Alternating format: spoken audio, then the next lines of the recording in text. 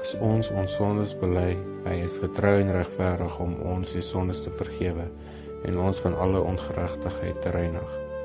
1 Johannes 1 vers 9. Die skrif wys vir ons dat God se voorwaarde vir genade merkwaardig eenvoudig is.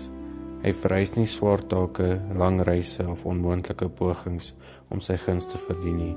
Die belofte is reguit, bely en jy sal genade vind. Tog is Bybelse belydenis nooit vaag of oppervlakkig nie. Algemene gebede wat vra om al my sondes te vergewe mis die ware diepte van berou. Egte belydenis is spesifiek en kom reguit na die punt. Dit noem die presiese fout by die naam.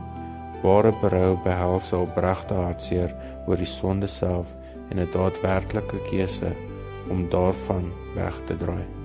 Ons kan nie ons eie wil waarlik oorgee totdat ons die erns van ons spesifieke foute raak sien nie. Wanneer ons spesifieke sondes net soos dit is in die lig bring en heeltemal op die verdienste van Jesus vertrou, is God se geregtigheid 'n waarborg vir vergifnis. Hy sien nie bloot die verlede oor die hoof nie, maar sy Gees begin 'n deeglike werk om die karakter te reinig. Here, dankie vir die eenvoudige geskenk van u genade.